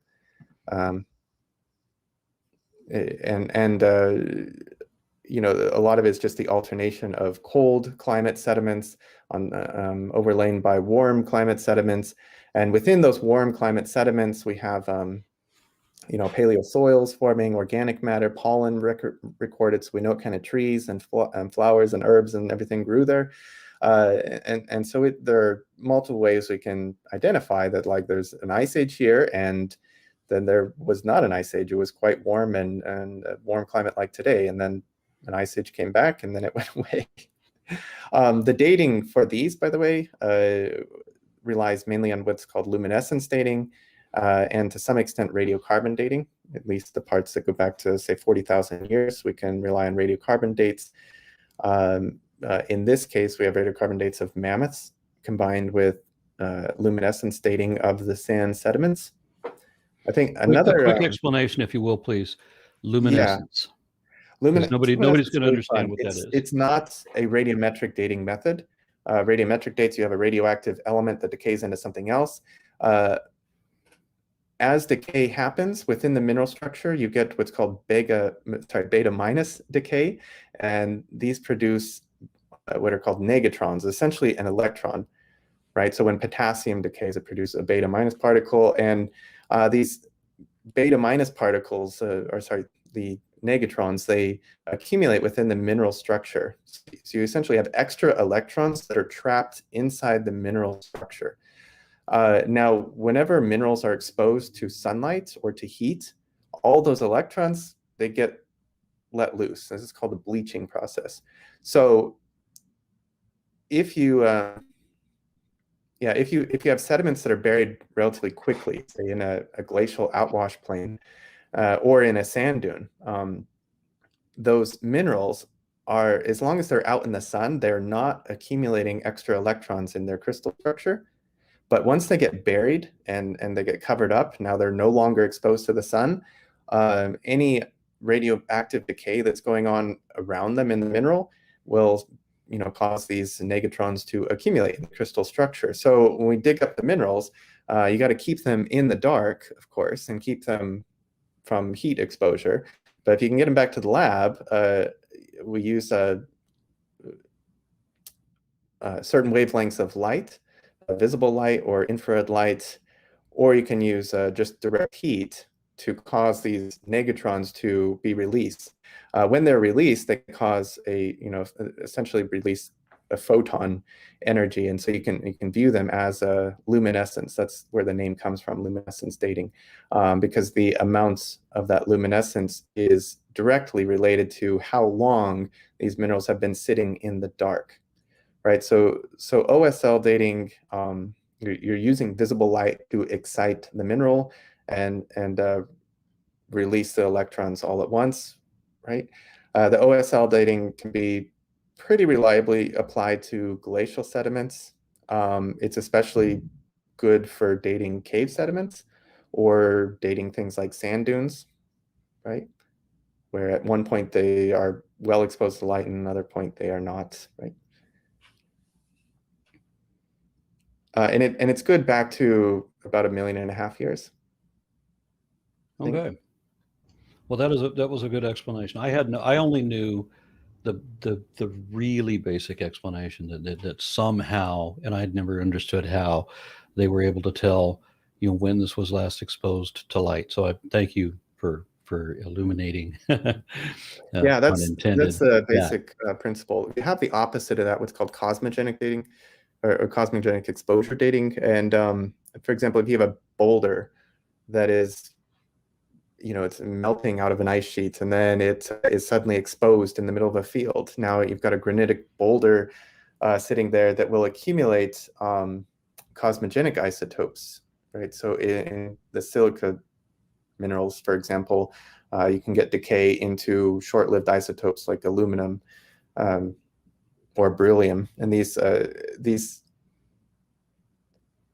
decay because of the cosmic ray bombardment on that boulder. So as long as it's covered up, it doesn't accumulate these rare cosmogenic isotopes. And once it's exposed, it does start to accumulate them. So this works backwards. It tells you how long something has been exposed to the sun, whereas the luminescence dating gives you how long it's been since this mineral was exposed to the sun, right? Very good. I've got another couple super chats I got to give out. Terry Watts gave us what I think is 100 Australian dollars. Very generous. Thank you very much for that. Doubting Thomas gave us another $10, and then again turned around and gave us another 50. So thank you very much, Thomas. And Thomas, connect with me because we're going to try to we're going to try to hit Paris again in May. Thomas and I went to Paris specifically to go see the Louvre, and we chose a Tuesday, and it was closed. And we were only in the country for one day. Oh well. Anyway, thank you very much for everything. And Lalandra, do you have any more questions on here? Yeah, there's 3, and Okay. then we can finish. Ex nihilo Kant says, a creationist said to me, you can't know how much radioactive isotope there was at the beginning, and I don't know how to respond to him. Can Arne or Jonathan help me out? Yeah, I think technically what they mean is a radiogenic isotope, because it doesn't matter how much radioactive isotope was there in the beginning. We measure, it depends on the system being used. And for a lot of those, it may not matter. The most popular is, for example, uranium, lead, and probably argon. We use those for the largest number of dating points, dating tie points in the geological record come from those. So in the uranium lead system or the uranium thorium system, it doesn't really matter how much uranium was present at the beginning. What we want to know is the end ratio between the daughter element and the parent element. Of greater concern is how much daughter element was there at time 0. And for certain minerals, like a zircon mineral, uranium is incorporated. It's a somewhat incompatible incompatible element. It's not incorporated in great quantities in a zircon mineral, but enough compared to lead, which is very incompatible. It doesn't fit well in the crystalline structure. We can, typically assume that there's no lead there at the beginning, just because chemically it's so strongly preferred against, right? But it's not impossible. Like it is possible for there to be some lead present at the beginning, some daughter element present, and technically that would give a model age that's not 0, a non-zero age at the very beginning. That's not necessarily a problem. It just requires an extra test. So because there are 2 isotopes of uranium that decay to lead, the trick here is to use both of those isotope systems and also correct for the extra isotope of lead. It's 204 lead. And this gives us a proxy of how much lead was present at the beginning, regardless of our assumption that there was no lead at the beginning. So you can have a model age that assumes 0 daughter product at time 0, and then a different kind of model age that actually measures by proxy how much lead was there originally. The same thing in the potassium argon system, for example.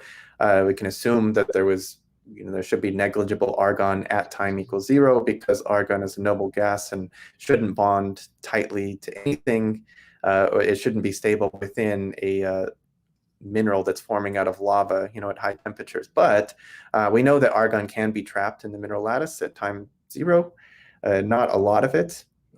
This goes back to, I've got the study here. I don't know. Can you still see my screen?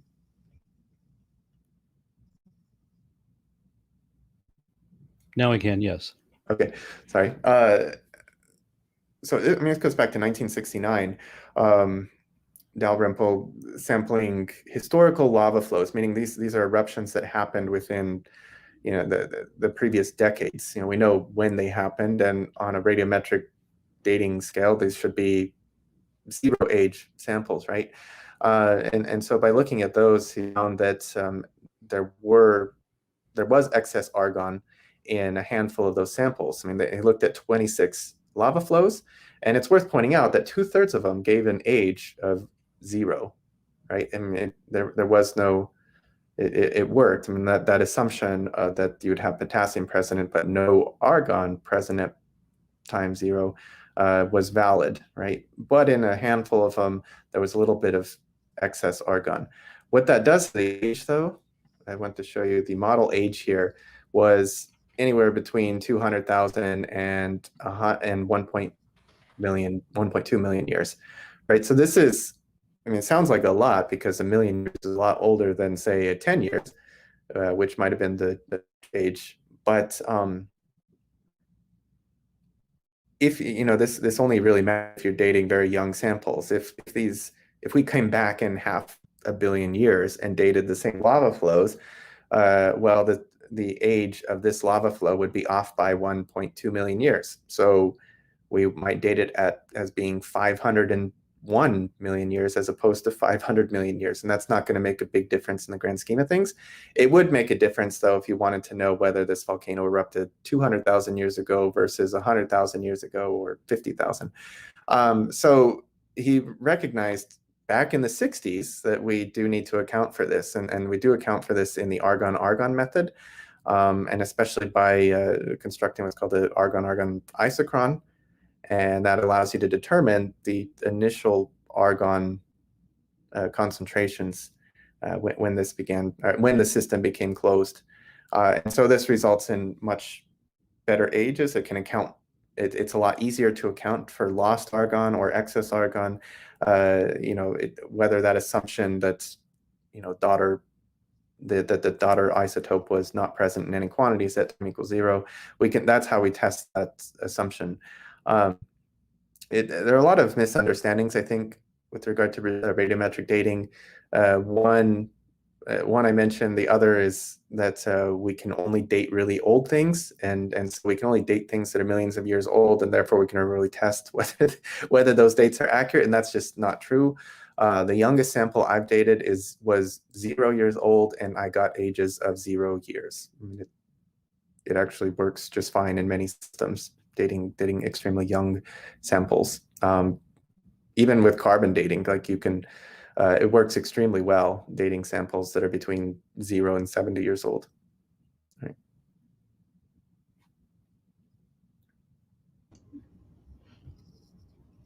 I hope that answered the question. Yeah. Are there any more questions? There's 2 more, I think. Okay, here we go. Will modern agricultural plants be able to adapt to the rapid climate change? How have plants evolved in the past to deal with climate change? I know there's a seed library in Norway where they're We trying have an awful lot of extinct species of trees, so they don't always. Yeah. That's a good question. One of the best known climate adaptations for plants is the rise of grasses and the C4 photosynthetic pathway.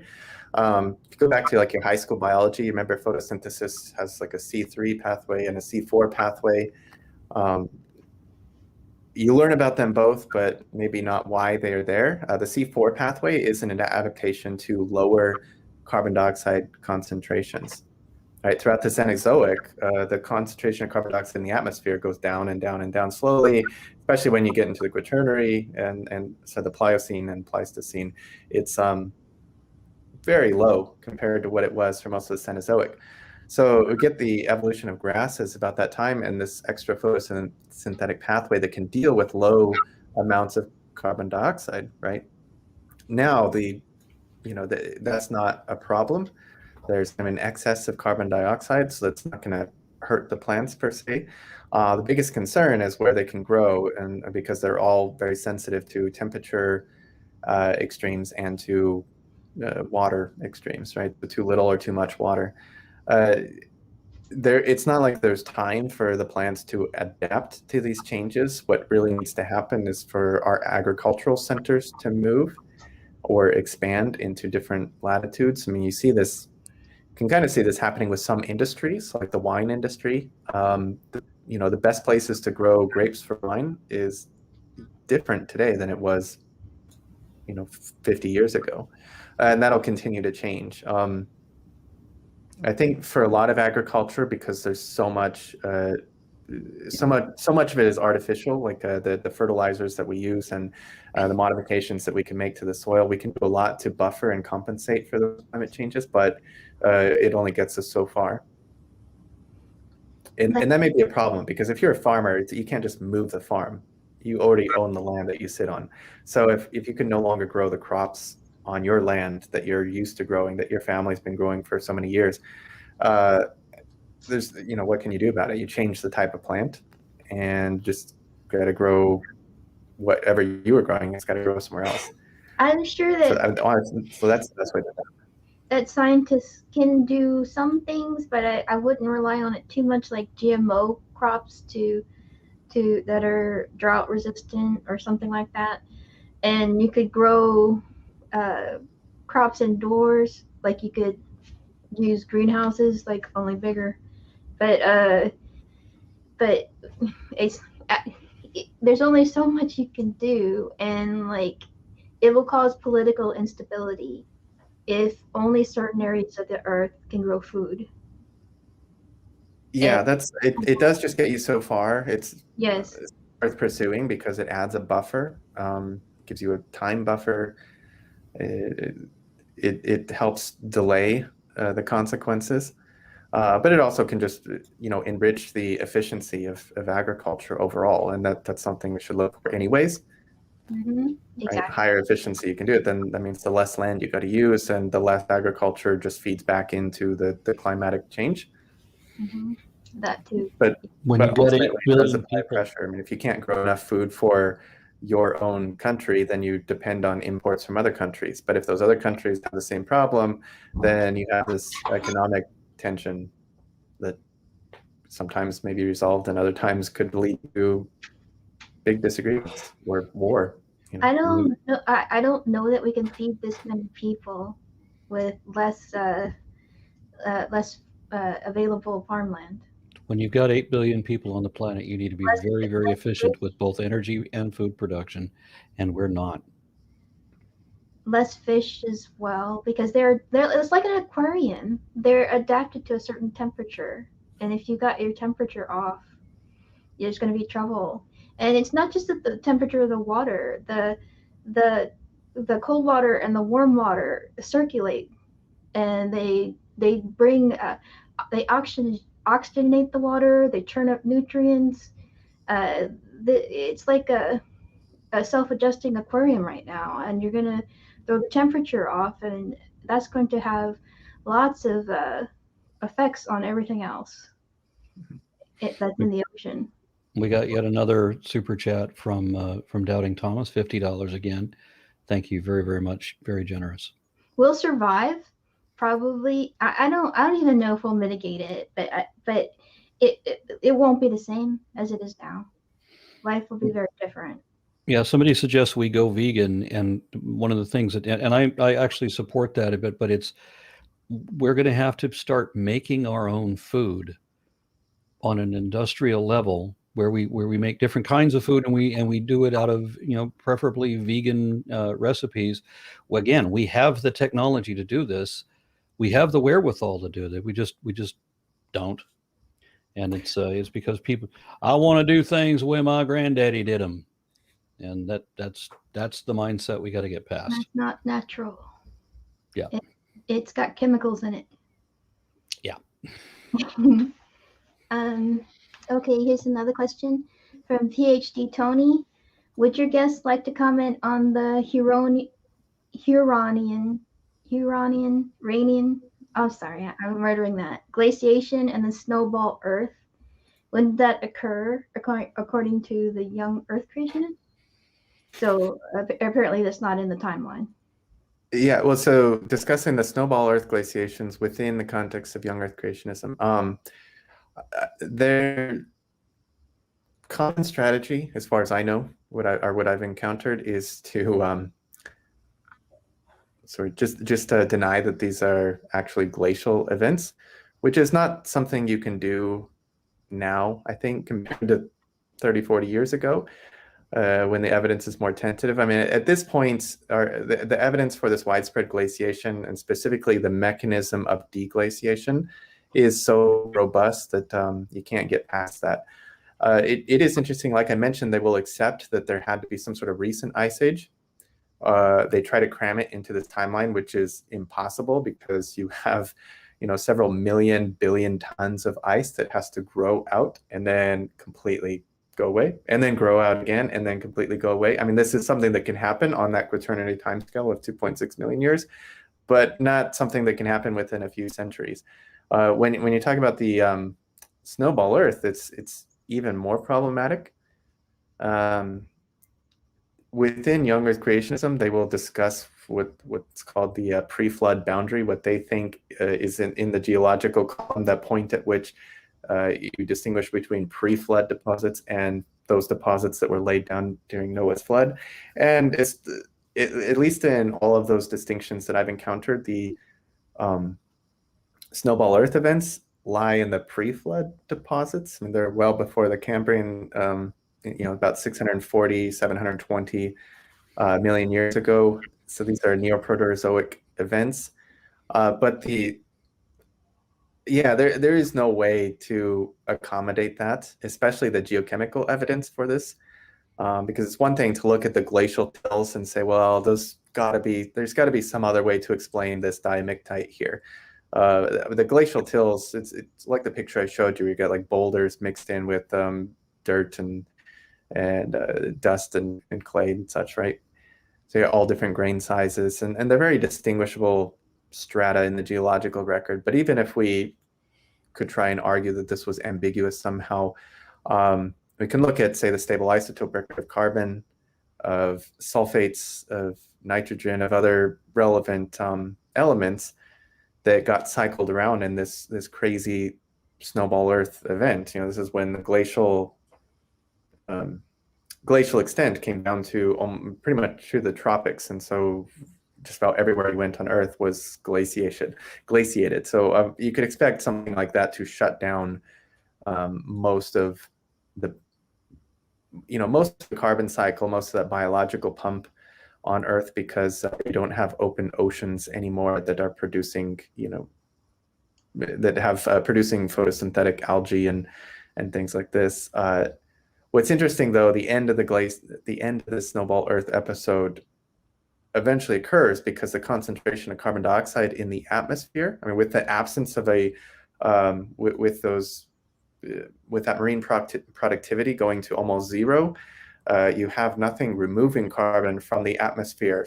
But you still have volcanoes putting it into the atmosphere, and so this accumulates into the atmosphere until it's like many, many times higher concentration than it is today, to the point where finally it can start to melt the ice, and melting the ice warms up the planet a little bit more, and then it melts more ice, and you get this very rapid positive feedback, so rapid that following the snowball Earth events, you get this carbonated ocean, more or less. Like where there's so much carbon in the atmosphere that the oceans are super concentrated in bicarbonate, and it deposits this inorganic limestone layers right on top of this, right on top of those glacial layers. It gets inorganic limestone layers, and then finally, like normal marine production following that.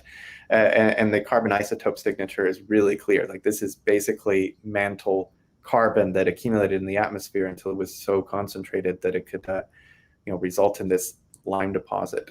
So it is cool looking at all the different lines of evidence. It's not something that you could even come close to interpreting or trying to rework into a year timeline.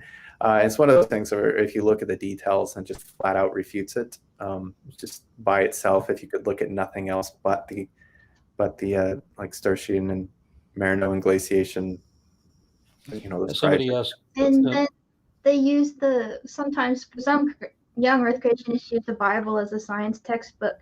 So you think there would be, oh, this year everything was frozen because of the glaciation period, or they wouldn't say it like that, but there would be some record of it. There would be something in our art, something that showed like because 6,000 years is within recorded history.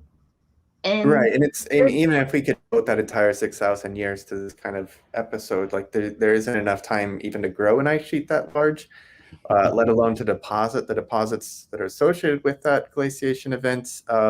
yeah, And you can see them. I don't know if anybody's been down to the Salt Lake area. If you go to the Great Salt Lake, or you want to visit sometime for who knows why, but you can see it if looking from the eastern shore of the Salt Lake out to what's called Antelope Island. There's a very flat topped layer on Antelope Island that is one of those snowball earth diamictites, the glacial tills. That's what's forming that flat top layer on Antelope Island, and you can go out, hike out to it, and see it firsthand. I mean, they've been dated. Radiometrically, we know how old they are. They correspond to these Neoproterozoic glaciation episodes. And we know from magnetic reconstructions that part of the world was very low latitude, like within the tropics at the time. Mika Kiyomi gave $1.99. Thank you much. How will climate change affect microbial life? I can't think that there would be a substantial effect on microbes, except that we put a lot of toxins in. I think when people all kill themselves off, then I think that things will balance out again. Somebody also mentioned earlier that I gave the wrong estimate, that I said there was like 8 billion people. There is, in fact, one reading says 7.9 billion, so we're very close. I'm looking at a current world population is 7,881,389,000 thereabouts, and it has risen by 600 in the last few minutes. We have 204,000 people increased in the population as of today. That was just today. 204,000 people today. So this is what I'm talking about needing to be efficient in the way that we use space, the way that we do sustainable agriculture, which we don't currently practice. And there's ways that we can do that. We know how to do that. Just don't. Plenty of ways to make it more efficient than it is now, and especially to be a little bit more conservative about the land that's devoted to agriculture. Even just modifying the animal agricultural industry could have a huge impact. I mean, it would have a substantial. Like go vegan, sure, but even if you don't go vegan, at least modify what you're eating. That could have a huge difference. Like I know we all come from this generation where you have hamburgers every Friday, and you have this like steaks on Wednesday, whatever it may be. But we eat a lot of beef, and we use a lot of land to feed the beef that we eat, and just modifying that a little bit. If everyone modified it a little bit, then that's a huge chunk into the contributions. Yeah, we also have farming technologies that don't require a lot of land. You can make a 10-story building, a 10-story warehouse, and every floor of that be a different set of crops. And there's many different ways of making that more efficient and without pesticides, without need of pesticides. Mm-hmm. Somebody asked if I'd commented about the glacial retreat since the 60s. There was a news item, I don't know if it's the same one you're referring to, but a very interesting thread on Twitter discussing a paper recently where they looked at model forecasts of ice mass loss, both in Greenland and Antarctica, especially during the satellite era. So we've been measuring the mass of those ice sheets using the gravimetric satellite systems since 2002, and the rate of mass loss is pretty much double what the mean forecast is from the climate models. So the models that are like the climate models that are forecasting how much sea level rise to expect by the end of the century, those are assuming a rate that's it's too slow by a factor of 2. on how fast we are observing those ice sheets to decay currently. Like it's on the order of, if I remember correctly, like 300 billion tons a year in Greenland alone. And, adding Antarctica, it's almost doubles that. So it's pretty substantial. We're about at the rate of glacial retreat that we were like at the beginning of the Holocene, which we shouldn't be, because at the very beginning of the Holocene, we're coming out of an ice age still. There are very large ice sheets still there, a lot of ice to retreat. So the fact that our rates of sea level rise and rates of glacial loss are even approaching what the deglacial, like the natural deglacial rate is quite alarming. We're also on a very tentative position because, I mean, the standard across Earth's history has always been that we didn't have ice at both poles.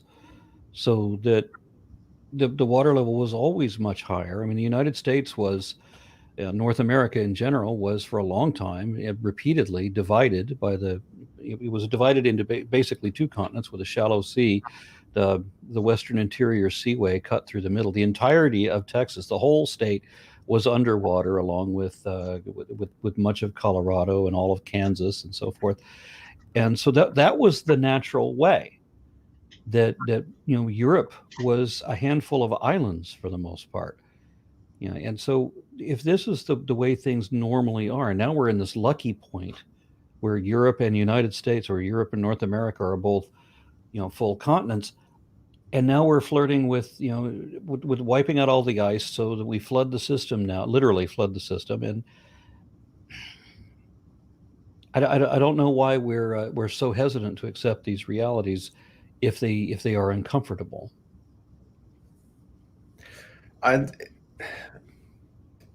It's really difficult to answer that, and unfortunately, a lot of it has to do with our political positioning as we are. Like, we frame this in a way that if I admit that, and then if I'm a certain type of conservative, that means I have to shift my political base to accept what you're saying, because it impacts my life, and this way I need to change my political stances or accept certain policies or solutions. And yeah, there's another problem. If you accept an idea, if you accept a certain policy or a general thought, there are certain ideas that acceptance means a label goes with them.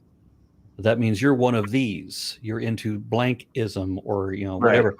Right. And so a lot of people are hesitant to consider when they may be wrong, because it means changing their identity, which is a frustrating way of stopping thinking. Right. I don't want to be labeled an environmentalist or an alarmist or something, or liberal of some sort, and therefore I got to be more skeptical of this than I would be of, hold it to a higher standard than I would anything else before I'm going to accept it. You see that a lot, and it can be frustrating. What I like to remind people, especially when teaching on climate change, and that is that we really have three questions here. There's first a scientific question, a second a moral question, and the third is a political or economic question. And the scientific question with respect to climate change is, is the climate changing? If so, why? How is it changing? What can we expect in the future? I mean, these are scientific questions that are completely dissociated from the moral and political questions, but they inform them. The second is a moral question. Well, if that is the case with climate change, am I obligated morally to do something about it, to change my life, or to change, contribute to the way our community lives? Everyone can come to those, they can answer the moral question quite differently depending on, what their religious or a-religious background is. But it still is a moral question that is informed by the scientific question. You can't get to that until you establish scientifically what is happening and why. And lastly, the third one is a political question. That is, well, if this is happening and I decide I am morally obligated to address it, well, then how do I do that? What policies should I change economically? What should we do? What's most cost effective, and so forth? And so people can disagree wildly on the politics or the economics of how to implement solutions, but still agree scientifically, like, this is what's happening. to the climate. This is why it's happening, and so forth. And I think most people argue that backwards. Instead of letting the scientific question inform the moral question and then inform politically what to do, they start with the politics and work backward. So if you say that this means we have to raise taxes on this, for example, I don't like that. I don't like anything that's going to affect this industry where my family works. So I will, I'm opposed to the political solutions. Therefore, I disagree with your moral conclusion, and I'm skeptical of your scientific reasoning, right? And they don't realize that they're working backwards, but they're using the political stance to inform the scientific question, or at least it brings a bias to the scientific discussion, which may cause them to ignore the evidence, or cherry pick it, or just be completely ignorant of the fact that they are that they're not even dealing with the majority of the evidence. So they become quite susceptible to an article that says, hey, here's an article that shows that Antarctic ice is growing. So what do you think of that? Like, how do you explain that one? And they see these articles, and in their mind, it's quite convincing.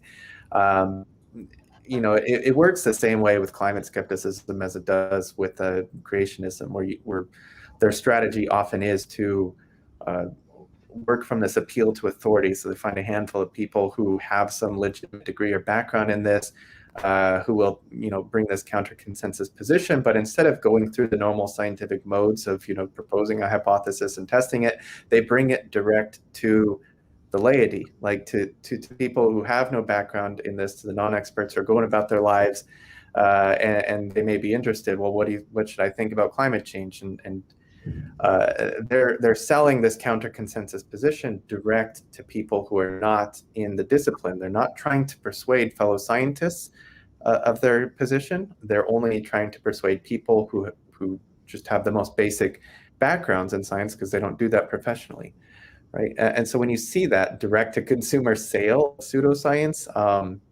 it's a big red flag, and this strategy is shared between a lot of these, and it's shared. It's everything from young Earth creationism to the climate skepticism to trying to prevent vaccination campaigns, or what it may be.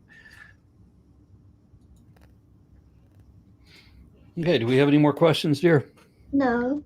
Okay, we promised our guest that we would have him on for half an hour, and then we would take 30 minutes worth of questions, and we're now 2 hours into it. I don't know if it's a good sign or a bad sign. It means I talk too much, or no. You have a good voice. You're good narration, keeping people interested. We've got hundreds of people viewing right now, so it's all good. Well, I appreciate everyone being here. I appreciate you for having me on. It's been been an honor to be here. It was my pleasure, sincerely. I want to call attention to the next episode of Matter of Fact Science that we've got currently scheduled. That's going to be August 17th. Our guest will be Francesca Stavrakopoulou, chaired professor of Hebrew, Bible, and Ancient Religion at Exeter University. Those of you who know who she is probably going to be very excited to have her on. Bit of a TV celebrity over in Europe, so I'm looking forward to having her on. That'll be the 17th. If you know, or if you are a scientist that would like to talk about your field, please get in touch with us. We like to talk to people about what they do and how they know what they know. This show is my wife's brainchild, and I was very happy when she came up with this idea, because it gives me an opportunity to talk to neuroscientists and paleontologists and people more in the know than ever I will be. And so that's there's plenty worse things I could do with my time. So I want to thank everybody for that. Thank you, Lalandra, for that. You're welcome. Thank you. Before I go, if I can mention, if anybody out there, if I didn't see your question and you still want to ask a question, you're free to send it to me. There's a link to a blog that I used to maintain on a lot of these topics, but you can email me directly at ageofrocks@gmail.com. ageofrocks, all one word, at gmail.com. I can't promise that I'll get to it right away. I apologize if I can't. I'll be traveling a bit, and I am working full time as well. So, but I won't ignore it. I'll try and get to you if you still have a question. All right, thank you very much. I guess we'll go ahead and close it out. Jonathan Baker, thank you very much for being on, and maybe we will do this again someday. All right, thank you much.